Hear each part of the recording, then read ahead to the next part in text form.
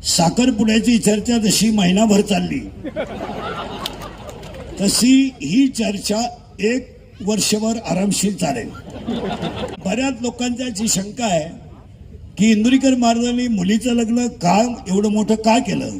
तर लोकांचा पहिला एक शंका आहे की इंदुरीकर महाराज लोकांना सांगतात की लग्न साधे करा आणि स्वतः मोठा केला। त्याचं उत्तर असं आहे, ज्याची परिस्थिती आहे, ज्याला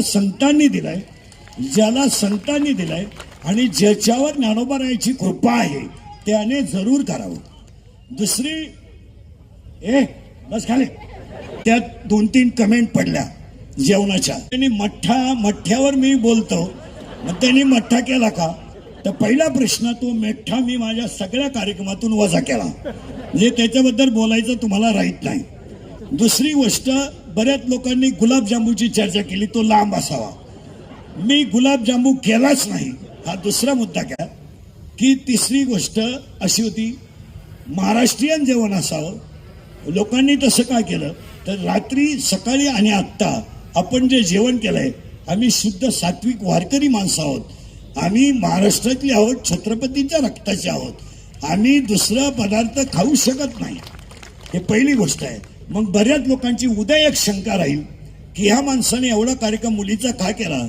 महाराज, तुम्हाला बसणाऱ्यांना माहीत नसेल, आमची मुलगी आणि मुलगा आज मोठा झाला हे तुम्हाला आज दिसतं। आज माझी मुलगी मोठी झाली हे दिसते, पण आम्ही दोघं कीर्तनकार असताना माझ्या मुलीला आणि माझ्या मुलाला कधीही वडिलांचं सुख कधी मिळालं नाही।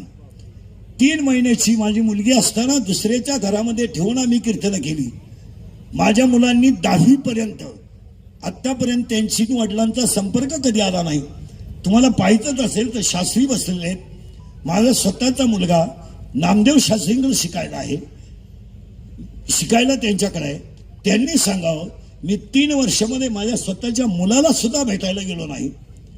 शास्त्री सांगतील, आम्ही रात्रंदिवस 32 वर्ष रक्ताचं पाणी करून 6-6 तास बोलून 800 किलोमीटर प्रवास करून आम्ही कुटुंब चालवलं।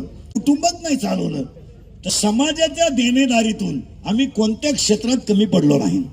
बसलेल्या कोणत्याही माणसाने सांगावं की आम्ही कोणतंही क्षेत्र असो, मंदिर बांधायचं आम्ही पुढेच आहोत, सप्ताह करायचा आम्ही पुढेच आहोत, विद्यालय चालवायचं आम्ही पुढेच आहोत।